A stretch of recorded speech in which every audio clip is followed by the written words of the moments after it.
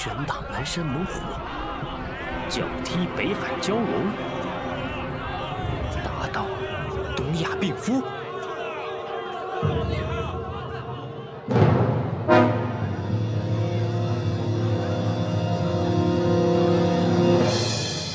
我是世界第一大力士，欢迎你们东亚病夫上来较量！呀！来呀！谁敢较量？来呀！来呀！来呀！上来呀！上来呀！有！厉害啊！厉害！哎呀，总算有人上来了。哎，您先报个姓名，免得没人给您收尸啊。走快！好，开始啊！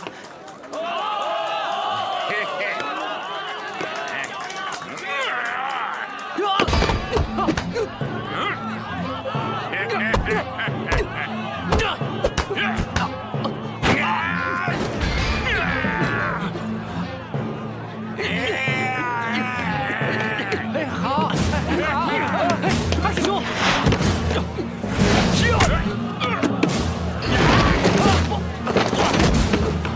陈加油！哎呀，好，没事吧？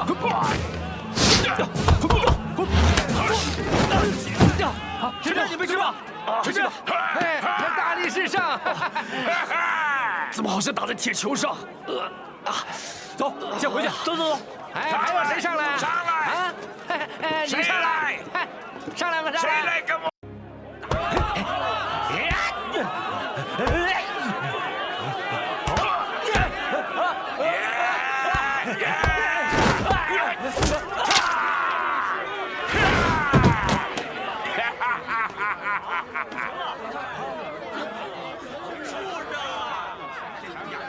东亚病夫，哈哈哈！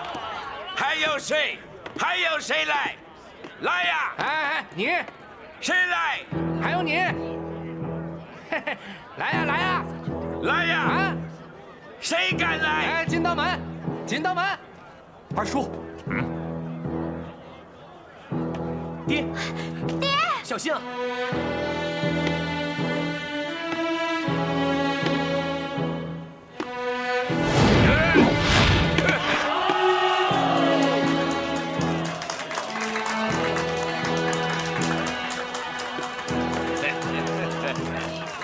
爹，小心啊，爹！小心啊！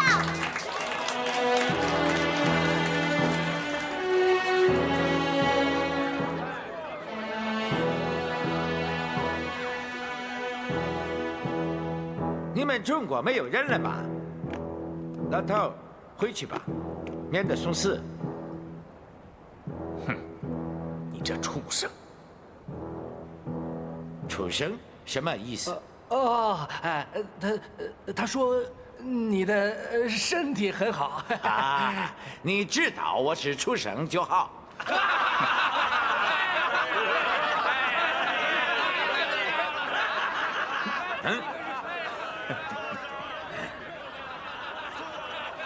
你们笑什么？你们中国人笑什么？让你们看看我的厉害！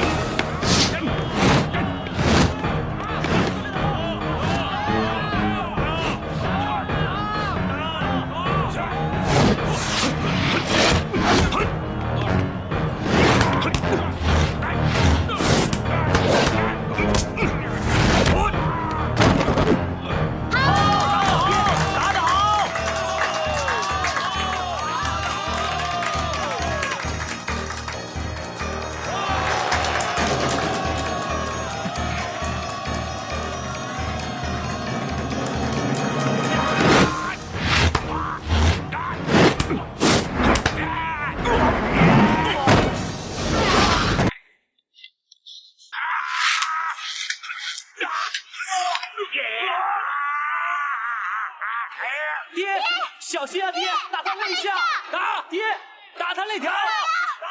你们能不能冷静一下？这样会扰乱二叔。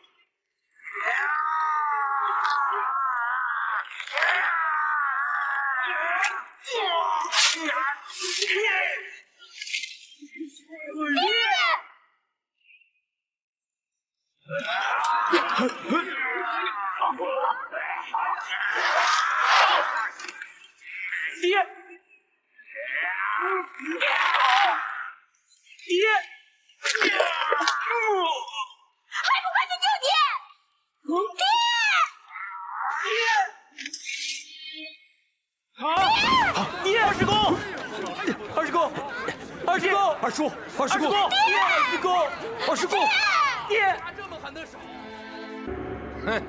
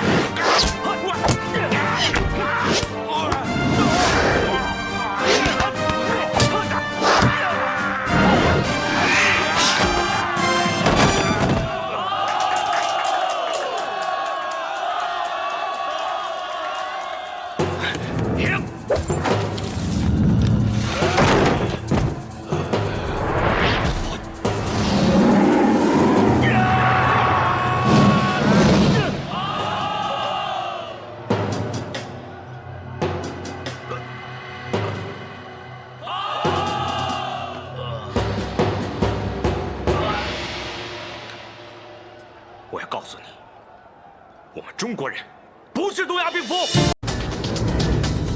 春巧柔，八卦陈刚，六合多变，形意玄雄。你们合起来，我可就不敌了。但你们会合起来吗？在座的这位可是宫本，快把我们的会旗还回来！你们的掌门怎么都没有来？对付你，不用我们掌门出手。呀！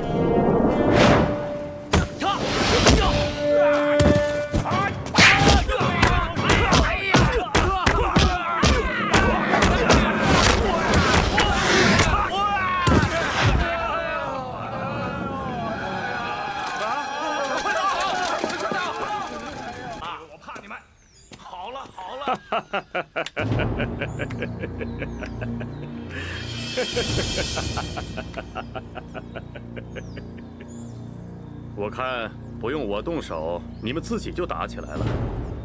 师傅，这个人怎么看着那么眼熟啊？上一次在茶馆里我们碰到过他。哦，对，你是什么人？请问哪位是天津武术总会会长陈少明掌门？我就是。在下宫本一郎。今天特来给陈掌门下战书。陈掌门代表天津武术界，我代表大日本武术界。3天后我们决战。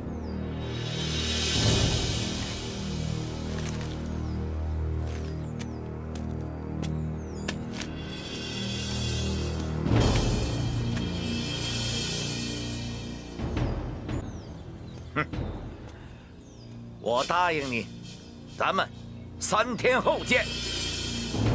多谢，告辞。请。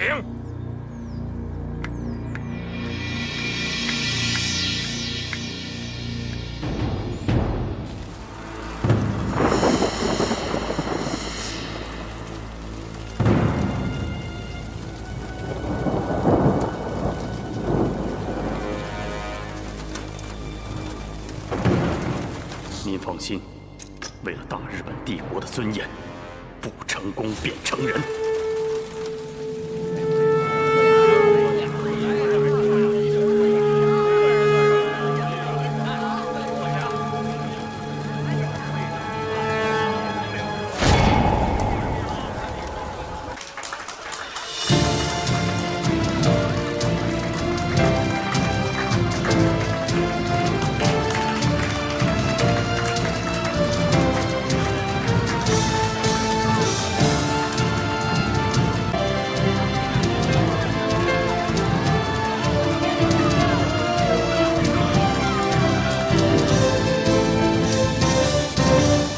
永春派陈绍明前来讨教。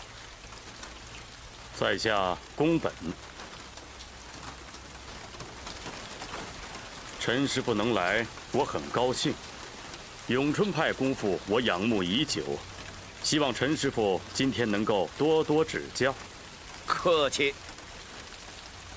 能和东洋武师比武，也是我陈某人的荣幸啊。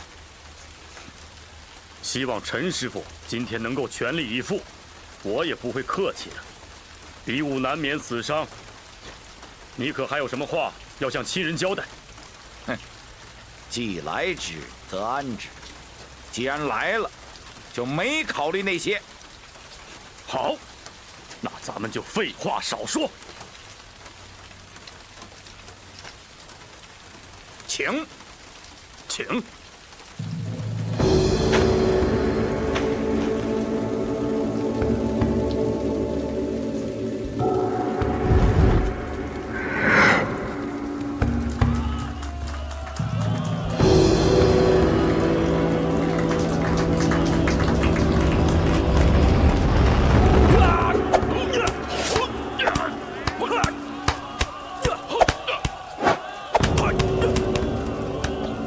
师傅，陈会长占了上风啊！宫本的武功功力刚劲，出手狠辣，看着变化不多，但招招致命。而陈会长的咏春拳则短桥窄马，寸发寸剑，变化多端，两人不分伯仲。哦，黄师傅，你说陈会长能不能取胜啊？现在很难说。陈会长年事已高，虽然功底深厚，但毕竟拳怕少壮，宫本在体力上更胜一筹。可是我觉得陈会长他肯定能取胜的。陈会长必胜！必胜！必胜！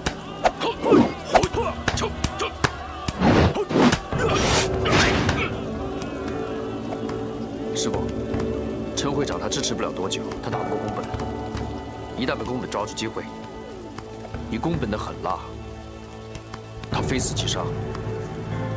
这还不好说，不过你的武学修为进步了不少。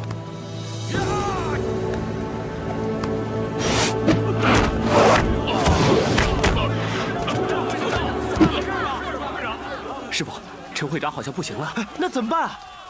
宫本已经熟悉了咏春拳的套路，如果再打下去，陈会长凶多吉少。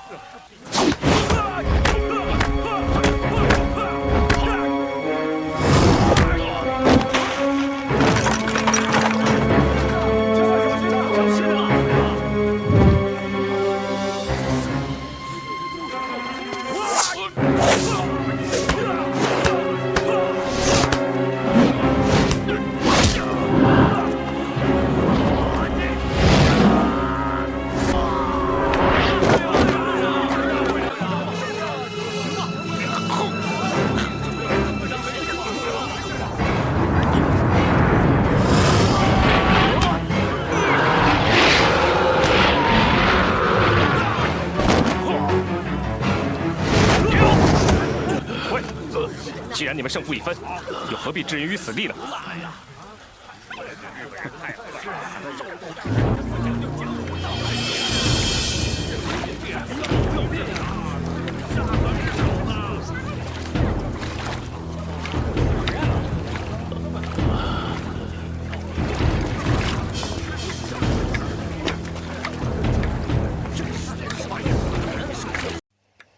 霍元甲，我要和你比武。我不会和你比武的，你走吧。黄师傅，咱不能给中国人丢脸啊！宫本先生，我再说一次，我不会和你比武，回去吧。霍元甲，你不配练武。配不配练武，你们日本人说了不算。不比也可以，那你必须把这坛酒喝了，那就算你怕了我们日本人。练武的人不会喝那么多酒。霍元甲，你根本就是个缩头乌龟！你站上！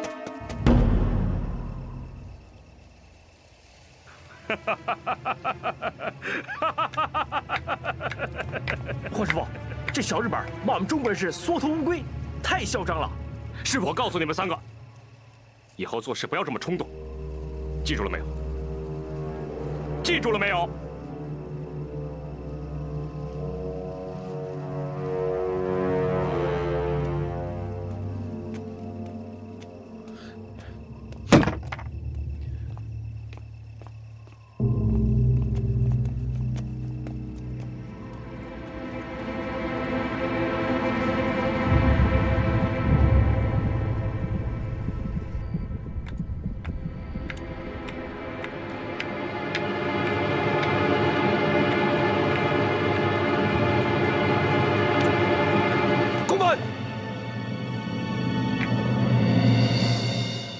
你不是霍元甲的徒弟吗？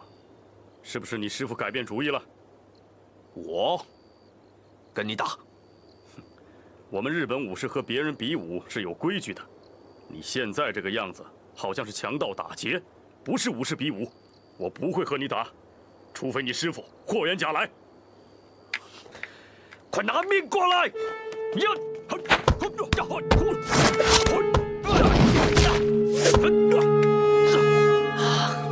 够了，我不会和你打。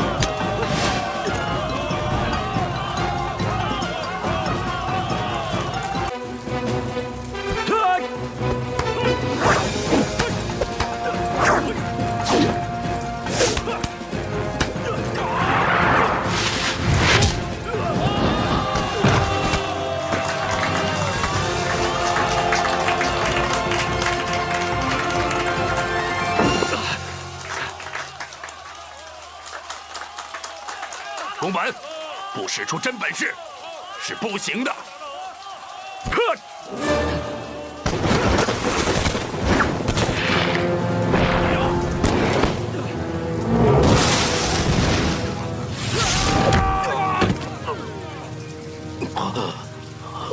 元甲，冯师傅没事吧？很难说，但他不能拖得太久。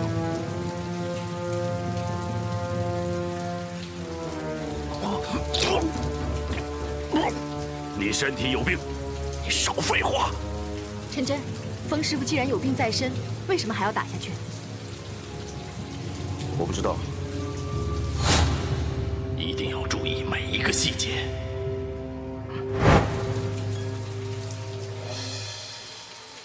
来呀！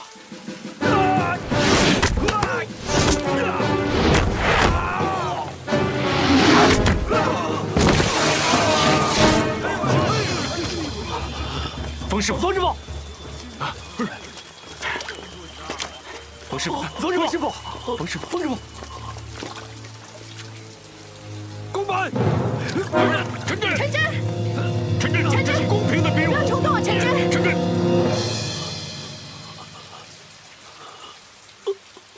冤家，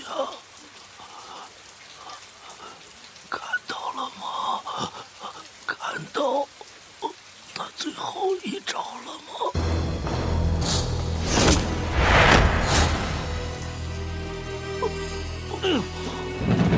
冯师傅，公本，我要你偿命！陈真，公本真。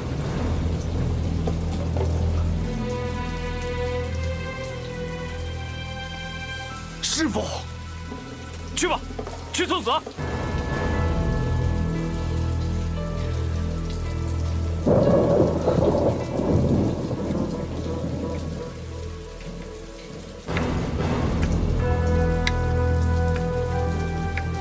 他根本就是有病在身，这不能怪我。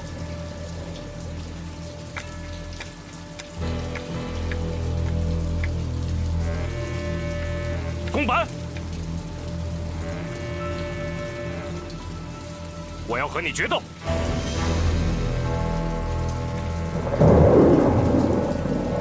好，你要记住你说过的话。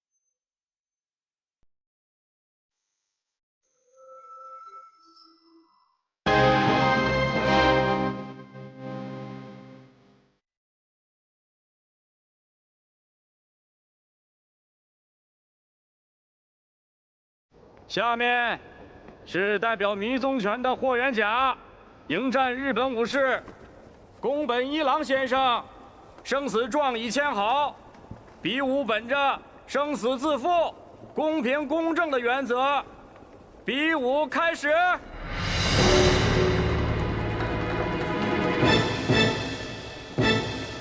师傅，小心呐！小心啊！霍师傅必胜！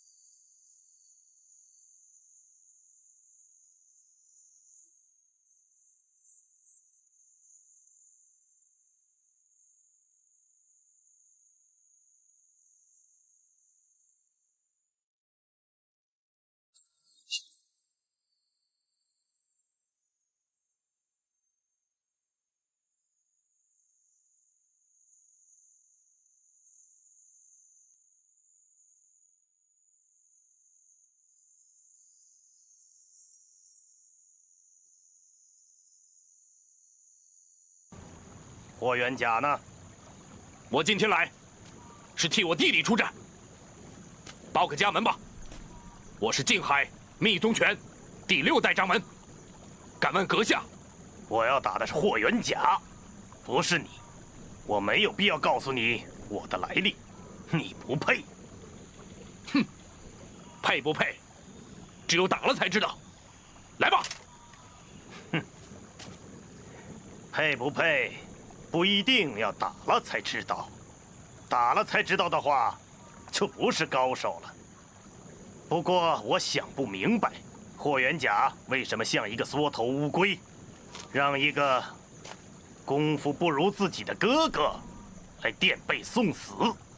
别说那么多废话，多想想自己的后事吧。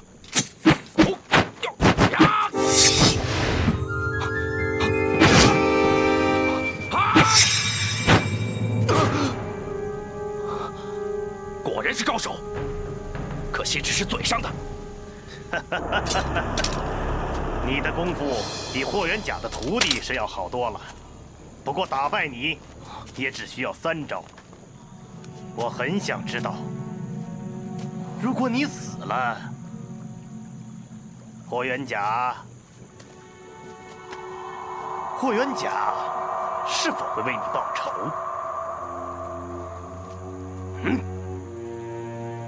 好啊，3招之后，我再告诉你。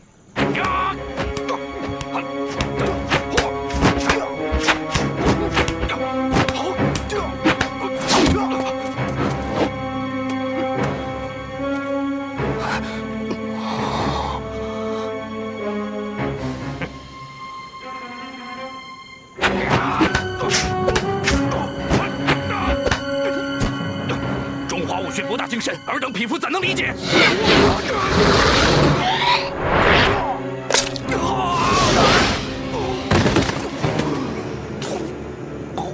怎么样？我说过3招就可以打败你，现在你服了吗？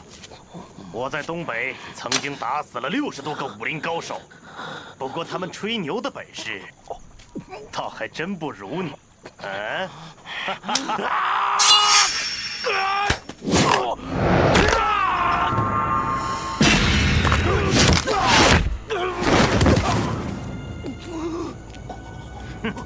你们中国人就是这样，对自己的东西参悟不透，就敢拿出来吓唬别人。你不是说中华武学博大精深吗？拿出来呀！你还有脚？28路弹腿你会不会？少林的罗汉腿你会不会？你还配谈中华武学？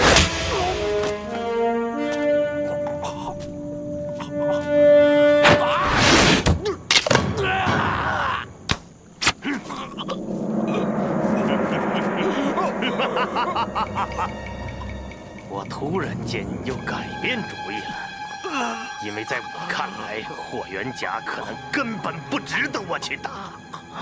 这样吧，只要你认输，承认你们中华的武学不如我们大日本的武术，我就饶你一命。如果我们2个真的只是比武，我会认输的。这是战斗，我和你，中国和日本，我可以被杀死，霍元甲也可能被你杀死，但你永远赢不了，因为你赢不了中国。可是我们已经赢了，台湾已经归属我们大日本的版图，接下来是东北，然后是山东，总有一天，你们这帮中国人，迟早会变成我们大日本帝国的臣民。你们是亡国奴，你们只能做我们的奴隶。痴心妄想，你欠下的血债，总有一天会让你加倍偿还。师傅，师傅，你死的时候还算是个英雄，我会告诉他们的。去死吧！我给皇上丢脸了，我给中国人丢脸了。让元甲养好身体，再来报这个仇。师傅，这是国仇，师傅一定要师傅，我告诉你，我对你的头发不感兴趣。师傅，我们走。师傅，师傅，师傅。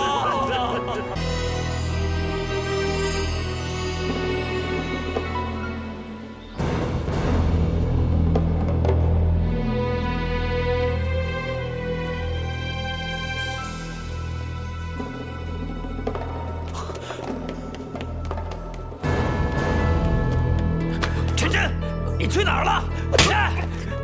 哎，师兄，师兄，师兄，师兄，滚！师兄，真真，你过来。师伯怎么死的？啊？师伯是被一个叫伊藤的日本武士打死的。当年的那个宫本就是他的妹夫。伊藤。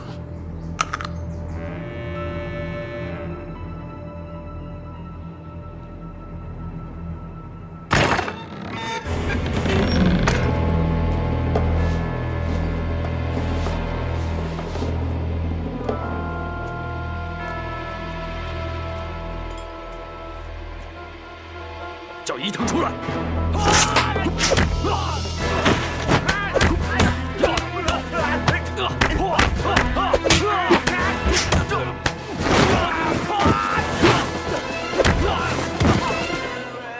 醉鬼先生，你来我的道馆是想请我喝酒的吗？你想喝酒啊？下一坛酒，我会在你坟前喝。呀！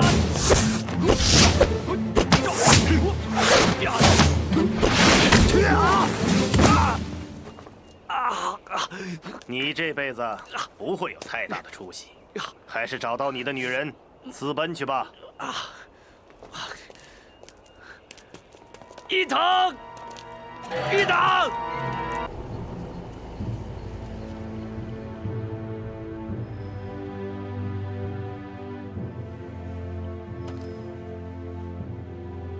爹，师傅，大哥，我霍元甲能活到今天，不是苍天眷顾、福大命大，也不是随波逐流、明哲保身。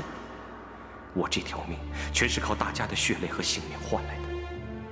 每次遇到这样的事，我越是不能后退，总觉得有很多双眼睛默默地盯着我，使我一刻也不能停下来。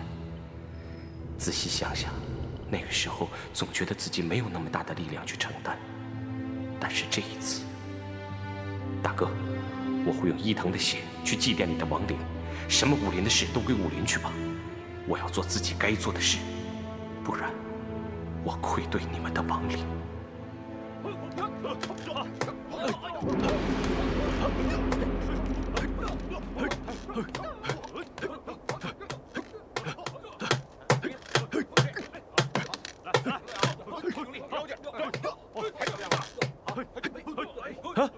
陈真，你回来了。啊，陈真，刚回来啊？啊，二舅回来了。真生，真生，怎么了？元甲他不见了。啊？陈真，什么？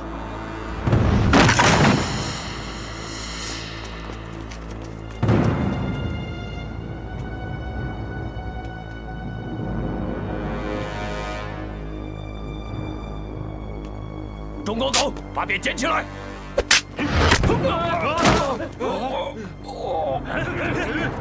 你们到底是不是中国人？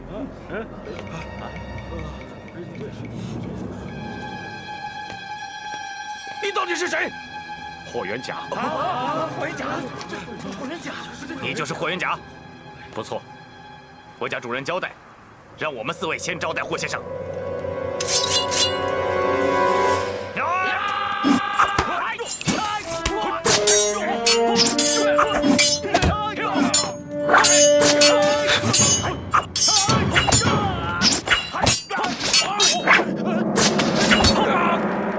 佩服，佩服，佩服！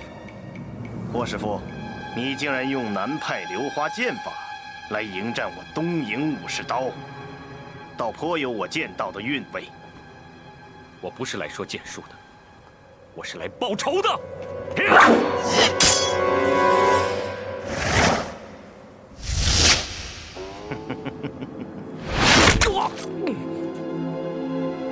你根本就不是我的对手。你嗔火旺盛，心虚气结。就算你没有抽过大烟，我也肯定的告诉你，你根本不是我的对手。更何况，你已经不是以前的霍元甲了。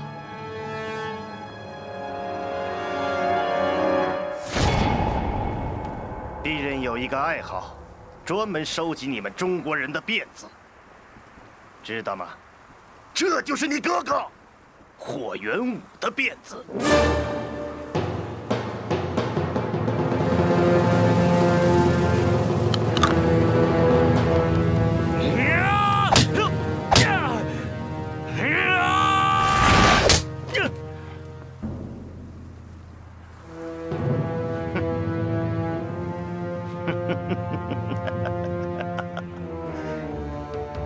你出手的力道就像个娘们儿，你现在就是个东亚病夫。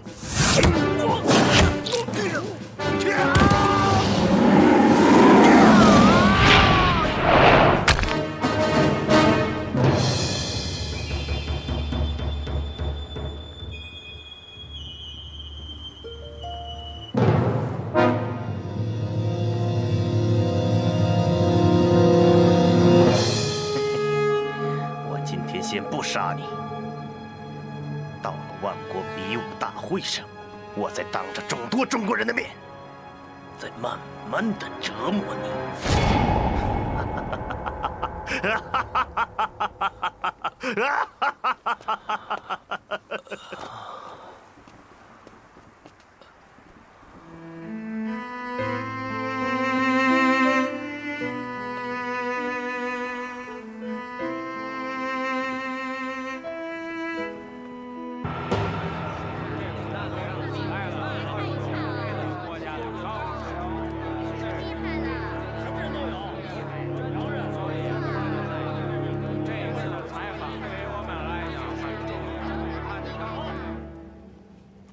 师傅，小心呐！走吧。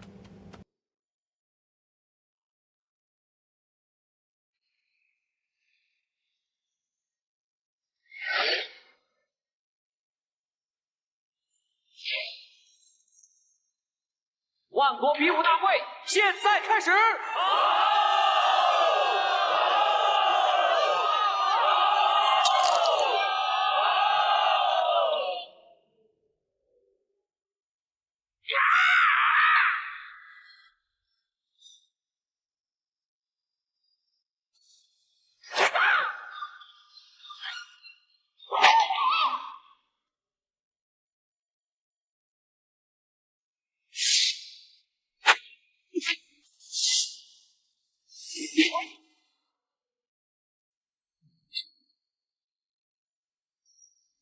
长枪！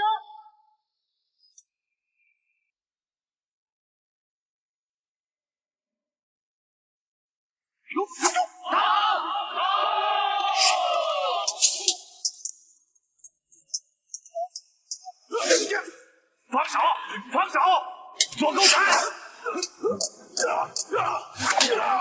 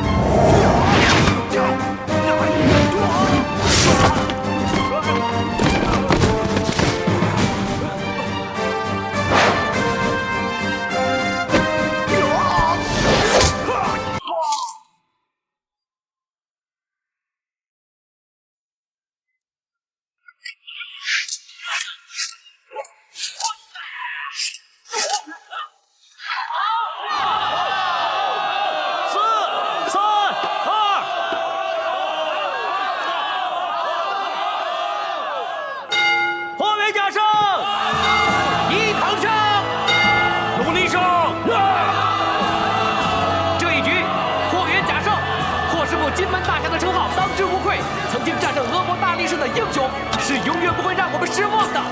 他是中国人的希望。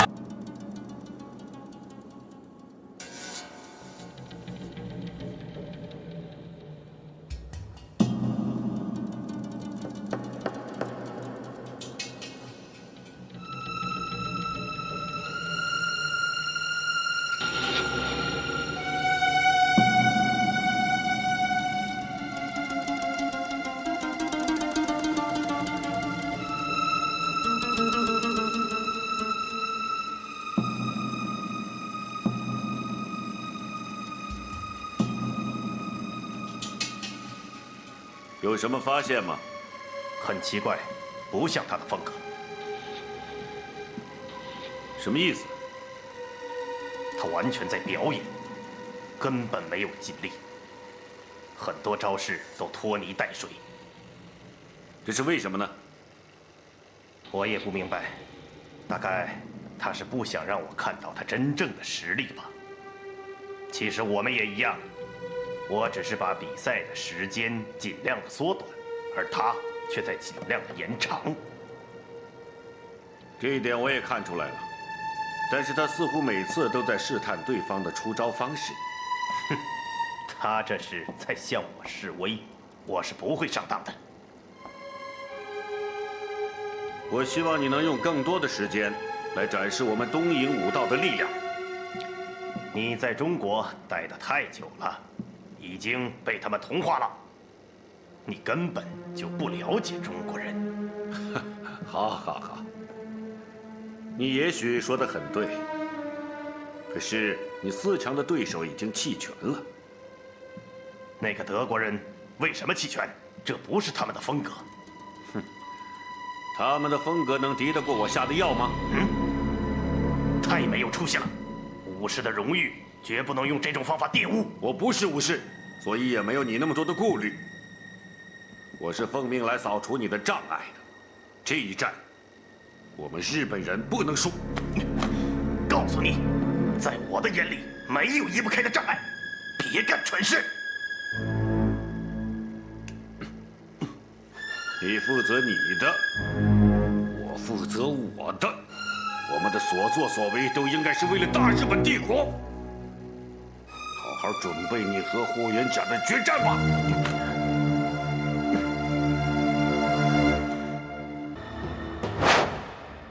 现在出场的是英国拳师鲁尼。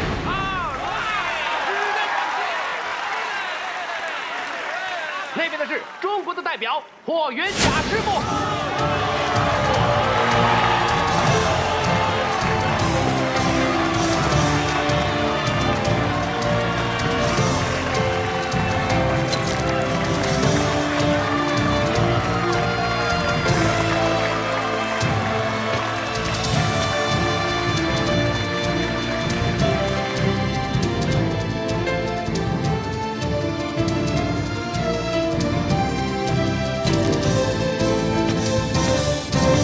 准备好了吗？OK， 好的。准备好了吗？好的。现在，请选手上场。好，师傅好。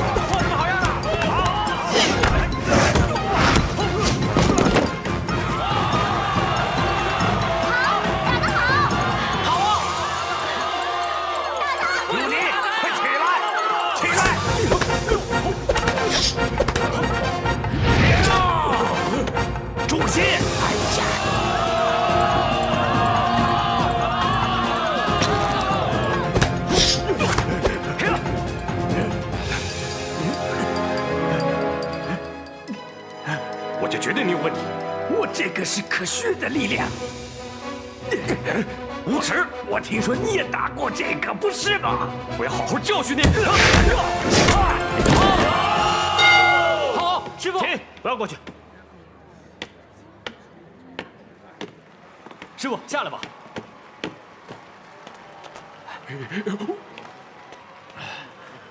师傅，怎么样？怎么样？他用了药，我会打倒他的。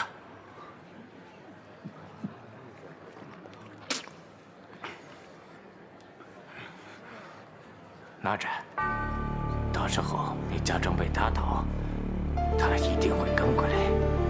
你用这个药迷住他的眼，只要他看不见，你就会获胜了。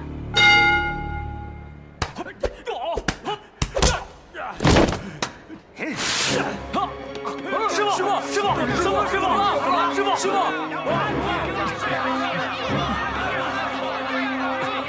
来呀，来呀！师傅，怎么了？怎么样？裁判，看实战，看实战！把手伸出来，面向观众。怎么样？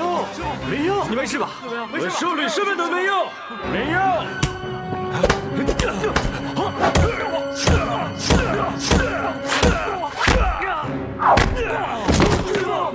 元甲，你是你们国家的耻辱，我不管，我要你死！师傅，师傅，师傅，师傅！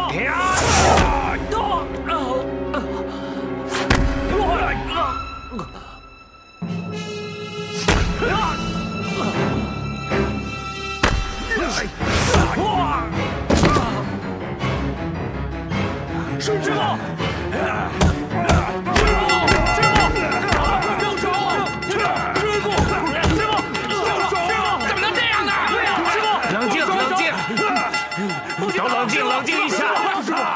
冷静，冷静！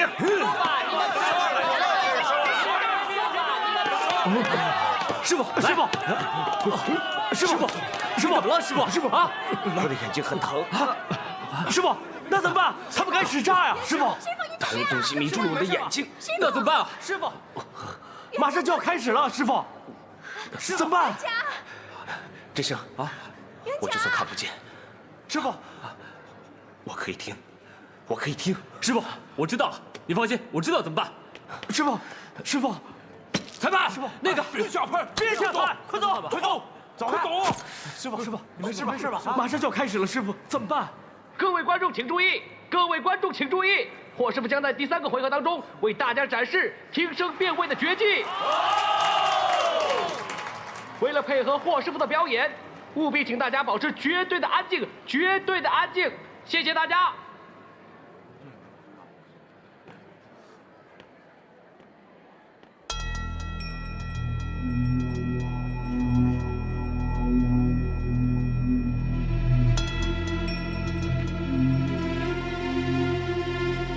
这样怎么打呀？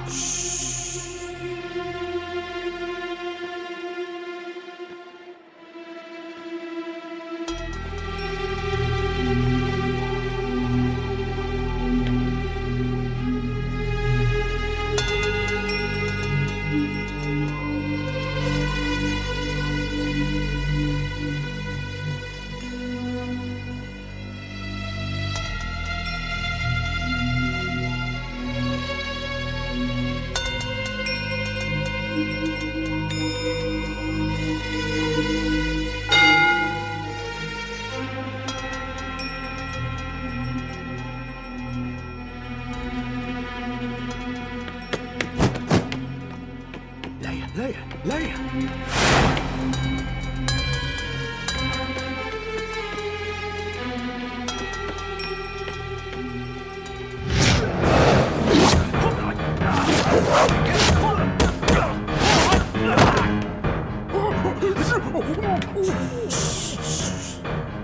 这是什么鬼把戏？这也是科学，它叫做中国功夫。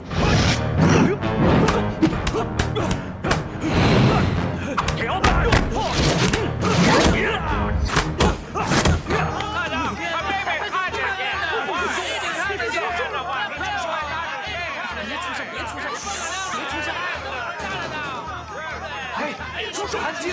出声，别出声，裁判会制止他们呀！出声。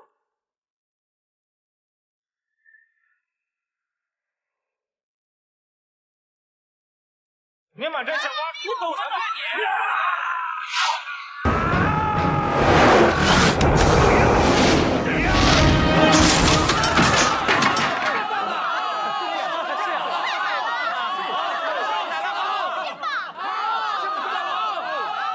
后面假证。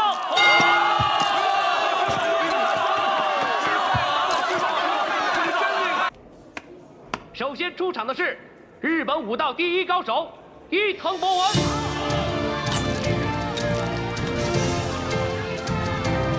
接下来出场的是中国的霍元甲师傅。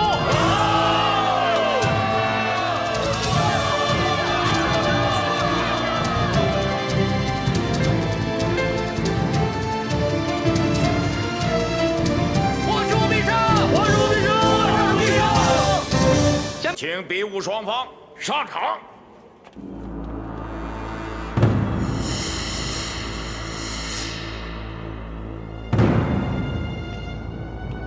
师傅，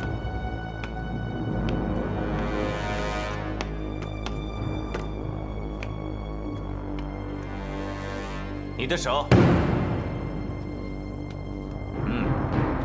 好的。你的手。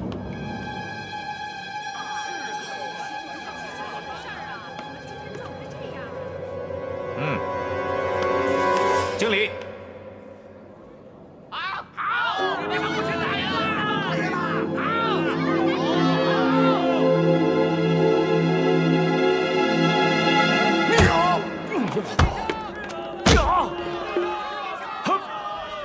师傅，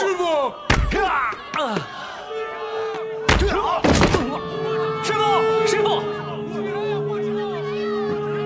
这是我们打垮中国人的最好的机会。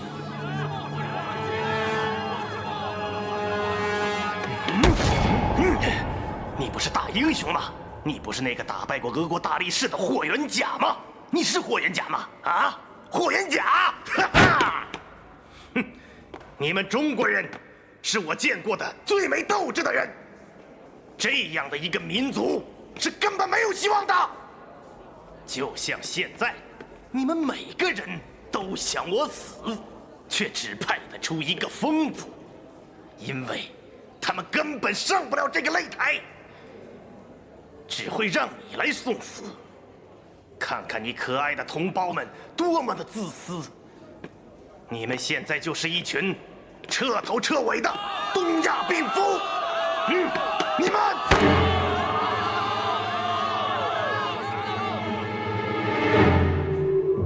你说够了吗？没说够。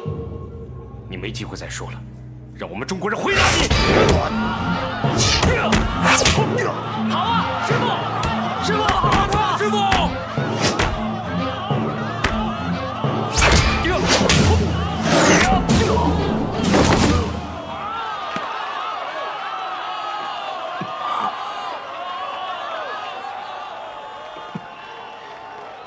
你装疯！假痴不癫，这是36计。你以为你的暗器能打着我的风筝线吗？你们中国人根本就不是武士，为了一己私仇，竟敢使诈！这就是以其人之道还治其人之身。你的祖先，日本浪人，屡犯我东南沿海。从那时开始，你们杀了我们多少人，又使得多少人无家可归。这些人和我哥哥一样，都是无辜的。所有的仇，我们一定要报。当今世界是由强者说了算。当年要没有那场神风的话，我们大日本民族不也就被成吉思汗的铁蹄给踏平了吗？事实很清楚，要不是我们天皇锐意改革新政，想必我们今天的日本也会和中国一样。所以，告诉你，规则永远是由强者制定。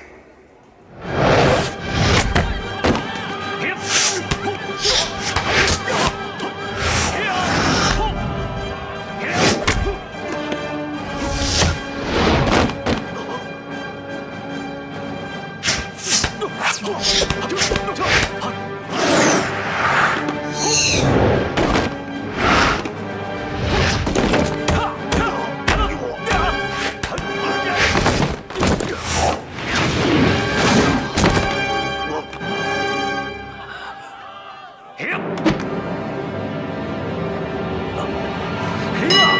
束，分开，请分开。师傅，师傅没事吧？师傅，你没疯啊？我是假装的，我们的武馆有内奸，快点查清楚。好。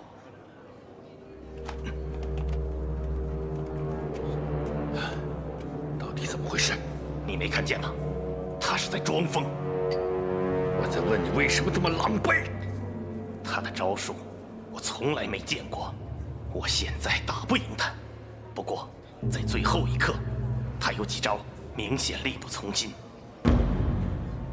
他装疯，骗我们对他停止了下毒。他现在是用内力在压制毒性。只要我们激怒他，让他血气上涌，毒性就会发作的。师傅，怎么了？我被下毒了，要不要紧啊？没事。打到！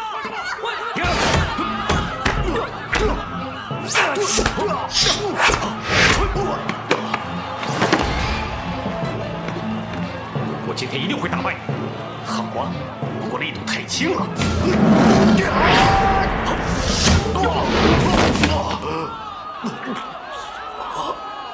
打得好，师傅。10、9、8。刚才你们是大声的侮辱中国人吗？现在怎么不说了？5、4、3、2。喂，你怎么了？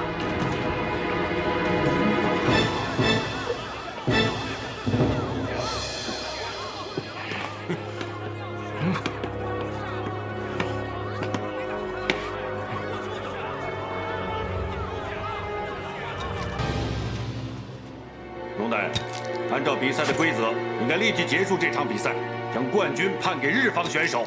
那不行，这霍元甲的伤势啊，他究竟是怎么回事啊？还不清楚。也许处理好以后，他还能重新上场，是吧？你们大家说是不是啊？是，有道理。对，那好，如果5分钟之后霍元甲还不能出场的话，就判他输。这，对。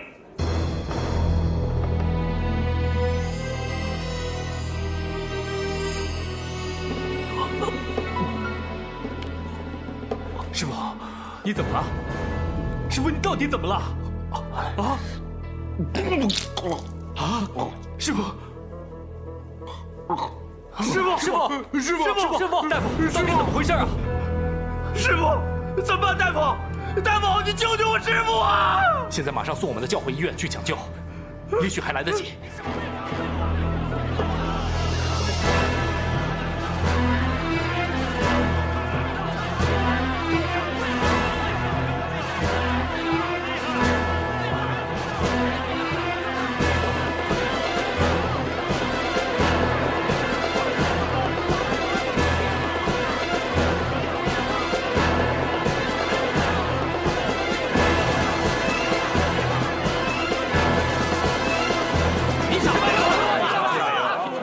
宣布吧。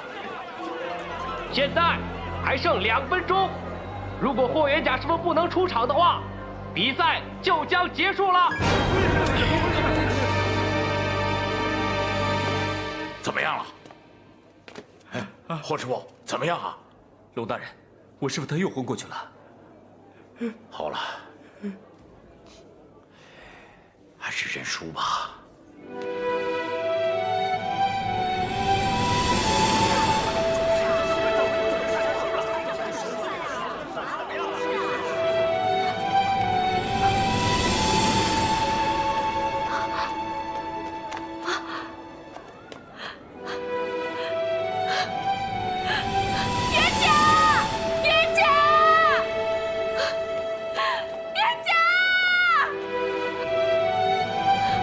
元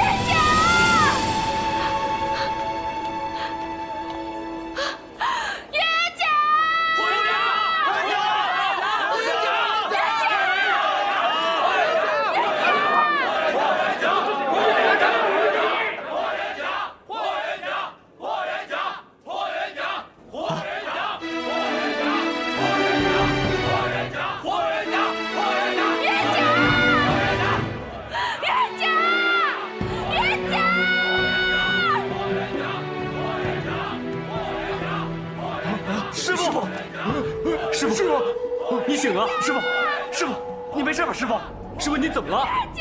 师傅，请南教。冤家！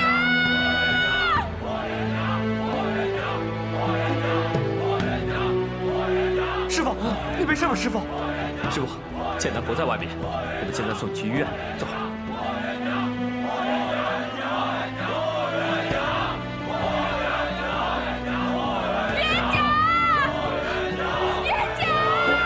听到了吗？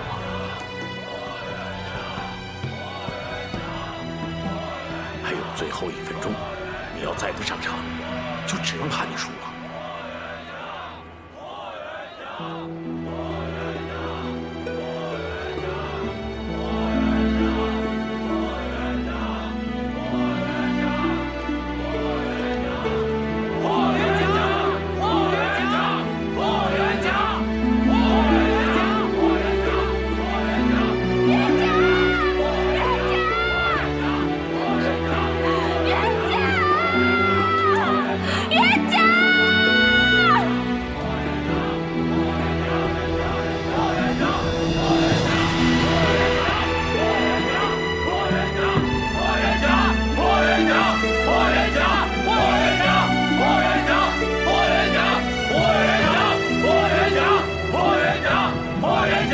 师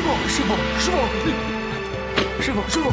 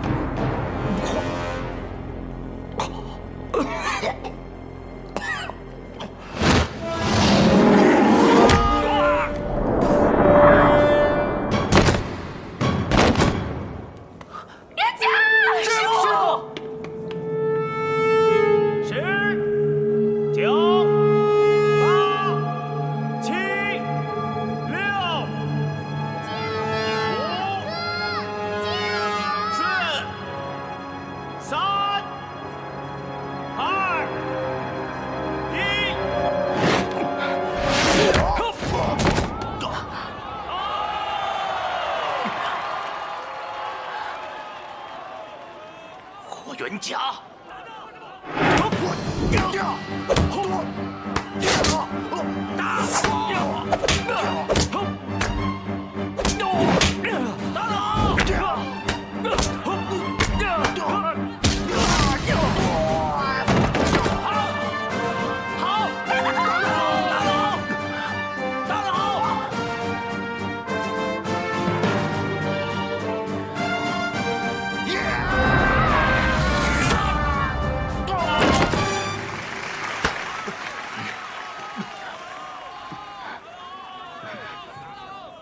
根本赢不了我，霍元甲，你已经中毒了，我要看着你怎么死。真正中毒的是你们，霍元甲，你和精武门都会和你哥一个下场，你们中国人没有希望了。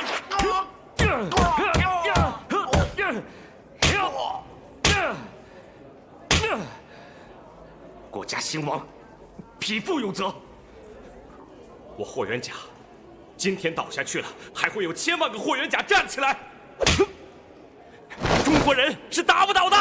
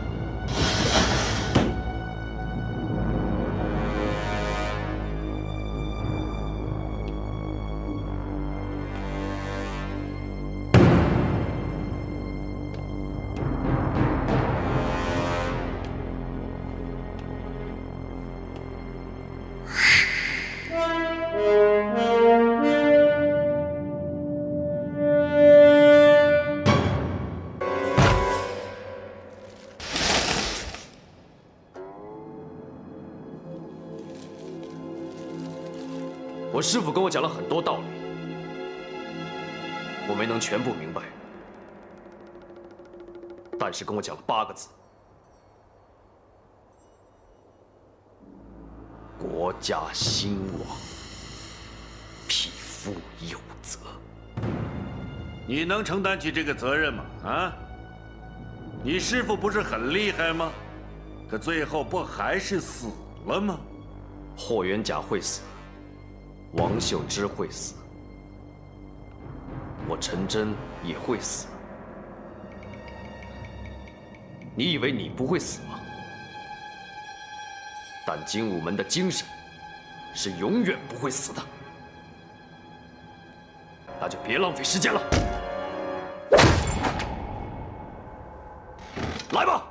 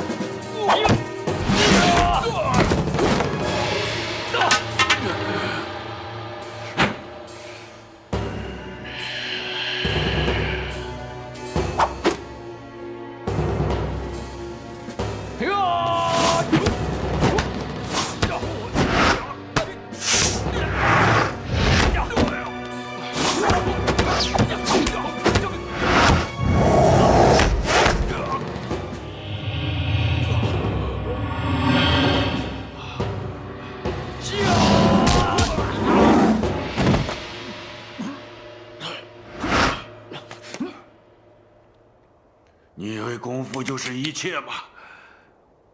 你功夫再快，还能快得过子弹吗？你敢赌吗？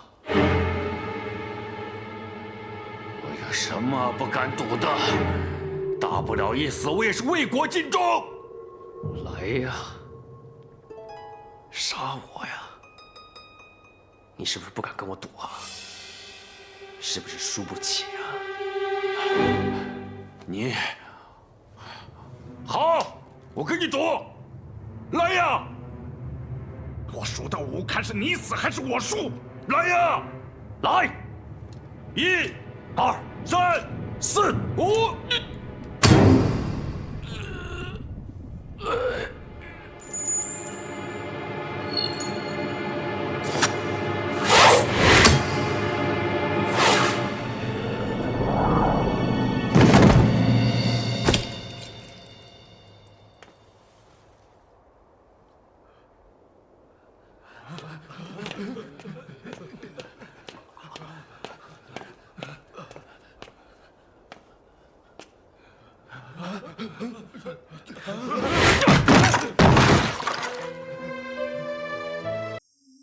你们这些刁民，你们这些行为是违法的。笑话，这是我们大清的土地，怎么能让你们横行霸道？如果你们再不撤，我们就开枪了。说罢，洋鬼子们就开始举枪瞄准，可天津武术总会的所有会员以及霍元甲等人视死如归，决心保卫林则徐震天牌楼，不让洋鬼子踏进天津半步。这时带头的洋人坐不住了，立即下令开枪射杀。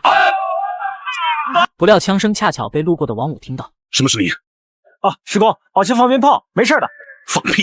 啊，这离震天牌楼只不过半里，那边肯定出事了。我去找人家。没事。师公，师公。随后王五立刻骑马前去救援，可这边早已乱成一团，武术总会的人也是死伤过半。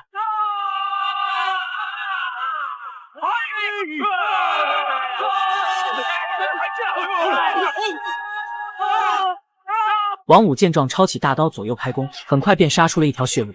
元甲！这是霍元甲与程天笑的第3次交手。这一战，二人不光是要分出胜负那么简单，而是双方的生死对决。只见两人见面话也不多说，直接就是拳拳到肉的较量。经过一番交手，程天笑觉得有些不可思议，霍元甲的武功竟在3天内发生了惊人的变化。几天不见，长进不小。脚打7分，手打3，彼此彼此。眼看霍元甲已对自己构成了威胁，这时的程天笑也不再留情，对准霍元甲发起了更疯狂的攻击，接着再次踢出他20年功力的一脚。幸好霍元甲凭借灵活优势翻身躲过，随后瞄准机会快速反击，只可惜好景不长。程天笑毕竟实战经验丰富，仅用一招就扭转了战局。面对用尽全力的程天笑，此时的霍元甲已无招架之力。如果凭借师傅王五所授的一点皮毛武功，想要取胜难于登天。被逼无奈的霍元甲最终使出了密宗拳，这才勉强与程天笑打成平手。要知道这密宗拳可是从不外传，即便是霍家4子的霍元甲也从未学到。但就在比武前夕，霍恩帝思考再三，最终还是把密宗拳谱交给了霍元甲，并叮嘱他不到万不得已不可出最后3式。但不巧的是，这密宗的最后3式却是程天笑最想见识的。看来密宗拳你全会了。来，给我出最后3式！你们中国人是我见过的最没斗志的人，这样的一个民族是根本没有希望的。这是霍元甲人生的最后一战，可备受打击的他早已精神失常，走上台后，就连对手伊藤都惊呆了。他怎么也想不到，一代宗师竟会沦落到如此地步。但为了拿下大赛冠军，伊藤还是对霍元甲痛下死手，接着过来说道：“你不是大英雄吗？你不是那个打败过俄国大力士的霍元甲吗？你是霍元甲吗？啊？”霍元甲，哈哈！你们中国人是我见过的最没斗志的人，这样的一个民族是根本没有希望的。你们现在就是一群彻头彻尾的东亚病夫。可话音刚落，霍元甲突然反手抓住了伊藤。原来他并没有疯，他只是用装傻来躲避日本人继续下毒。随后霍元甲奋起反击，直接打得伊藤措手不及。可当他打算乘胜追击之时，体内毒药忽然开始发作。第1回合结束，霍元甲虽然略占上风，但留给他的时间也不多了。接着连忙吩咐弟子查出内奸是谁。这边王希文看到霍元甲毒已攻心，于是让伊藤元甲，你是你们国家的耻辱，我不惯，我要你死！这是霍元甲人生中的殊死一战，万国比武大会如期举行。而霍元甲这次的比武对手却是比大力士更厉害的英国拳王。据说此人不仅实力强悍，而且为了当众打垮霍元甲，鲁尼还在体内打了不少兴奋剂。那霍元甲这次又该如何应对呢？只见比赛一开始，霍元甲就使出擅长的迷踪拳，并且三拳两脚打得鲁尼连连后退。可随着交手的渐渐深入，霍元甲忽然发现对方比武作弊。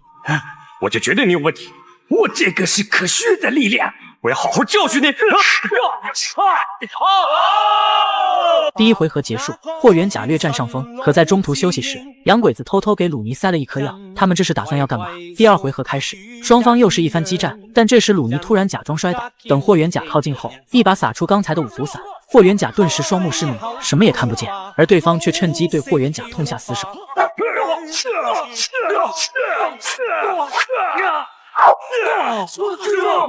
元甲，注意看，这个老外简直太嚣张，不仅写下拳打南山盟，脚踢北海蛟龙的对联，甚至还挑衅说道：“我是世界第一大力士，欢迎你们东亚病夫上来较量。”听闻此话，场下的国人纷纷义愤填膺。这时霍元甲的弟弟霍元勇忍无可忍，一个飞身跳上了擂台。旁边的汉奸翻译见状却过来说道：“您先报个姓名，免得没人给您收尸啊！”走快！好，开始啊！随着双方做好准备，接着比武正式开始。霍元勇急不可耐率先进攻，可还没打几拳，就被对方单手牢牢抓住。霍元勇不服，继续用腿攻击，但他的拳脚不仅没有给对方造成伤害，反而被对方一把给举了起来。眼看情况危急，台下的陈真直接飞身跳上擂台，在踢开大力士后，把霍元勇给救了下来。是这样哟。不过这也成功惹恼了大力士，对着二人发起了更疯狂的反击。而场上的陈真也是毫不客气，与对方交起手来。无奈他也不是大力士的对手，直接被三拳两脚打下了擂台。出去吧！嘿，大力士上！怎么好像打在铁球上？你是谁？在下是霍家四子霍元甲。今天是霍赵两家比武的日子，可就在双方交手的关键阶段，一个独臂老人突然杀出，并且三拳两脚就打飞了场上的霍元武和赵振南。这时霍恩第一眼便认出来者正是他们的大师兄程天笑。大师兄，真的是你？不知今天来有什么事？霍恩弟，多年不见，你还那么蠢。当年离开师傅的时候，你们就该知道我的想法。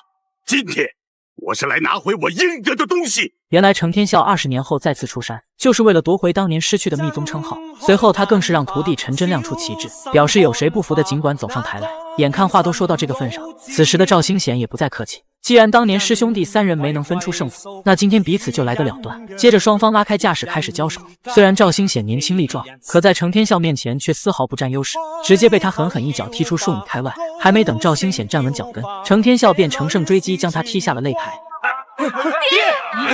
爹，混弟，该你了！大师兄，多多指教。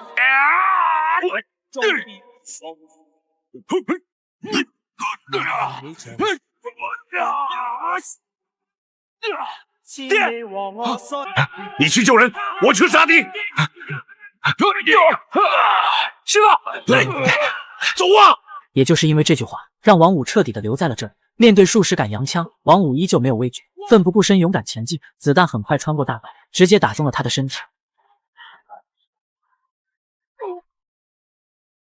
冷兵器终究还是敌不过高科技，但此时王武忽然想起谭嗣同说过的话：“我自横刀向天笑，去留肝胆两昆仑，哪怕是死也要让敌人胆寒。”分碎班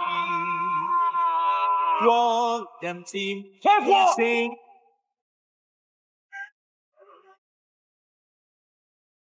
大刀王武倒下了，但还会有千千万万的王武再站起来。洋鬼子最终也会被赶出中国。经此一战，天津武术总会元气大伤，但依旧没有动摇霍元甲保家卫国的决心。然而就在这时，陆大安把王武的大刀拿了回来，看着这沾满鬼子鲜血的大刀，霍元甲在心里暗暗发誓：这个仇我一定要报，不然的话，我不叫霍元甲。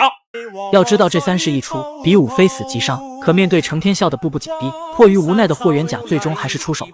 合乎招招夺命，我只能出最后3式了。守攻不防，绝杀。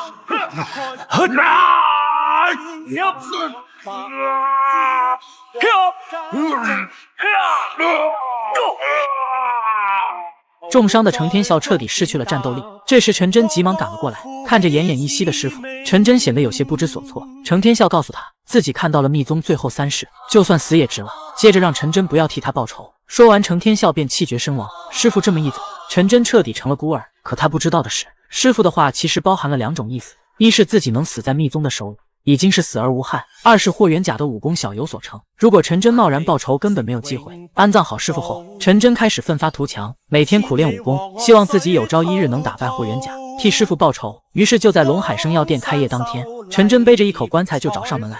那他会是霍元甲的对手吗？能设法激怒霍元甲，好尽快拿下大赛冠军。第2回合开始，霍元甲与伊藤继续着最后的生死决。这时伊藤突然使出杀手锏，打算和霍元甲速战速决，不料被霍元甲一脚踢飞在地，无法动弹。裁判见状急忙过来倒数10、9、8。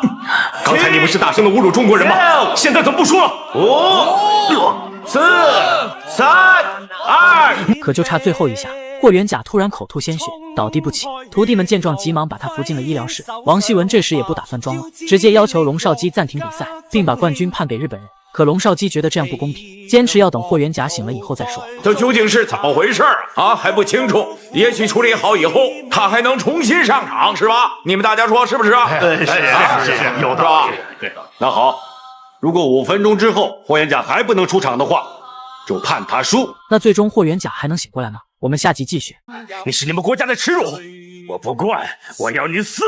就这样，双方在不公平的情况下打完了第2回合。可现在的霍元甲依旧双目失明，如果再继续打下去，恐怕凶多吉少。然而这时霍元甲突然想到了一个办法。师傅，我知道了。你放心，我知道怎么办。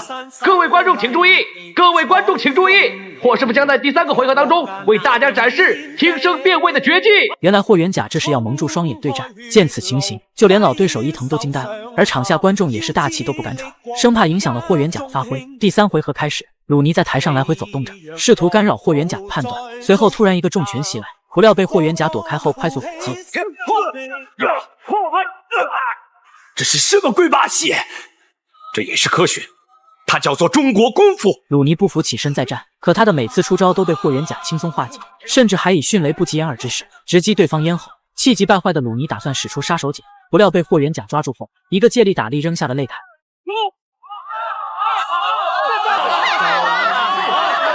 霍元甲胜！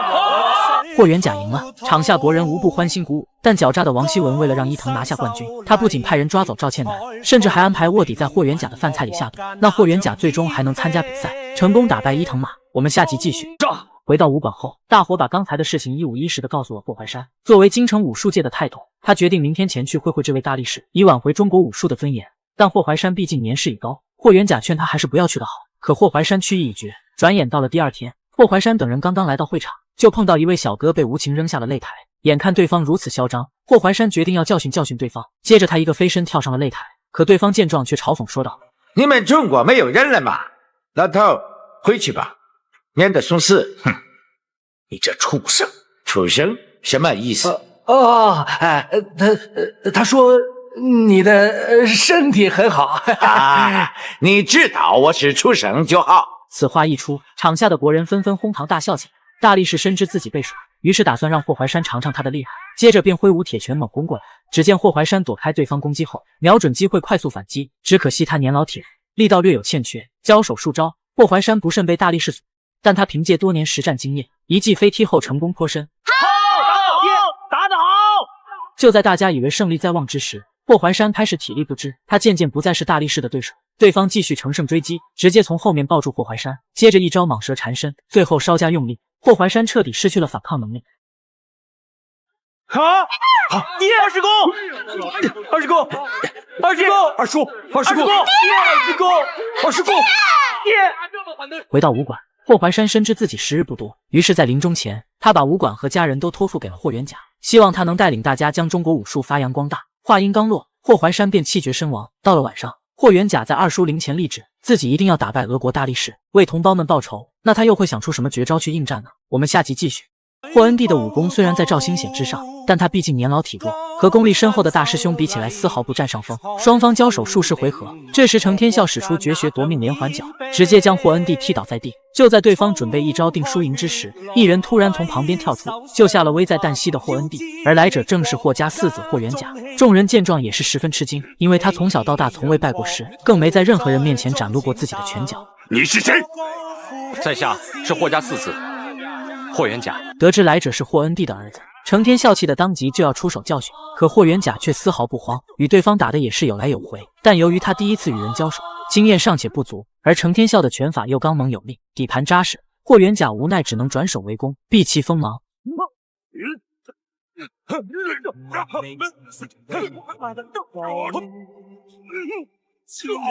师傅，你没事吧？到底什么功夫？霍家拳不是霍家拳，霍恩帝不是你师傅。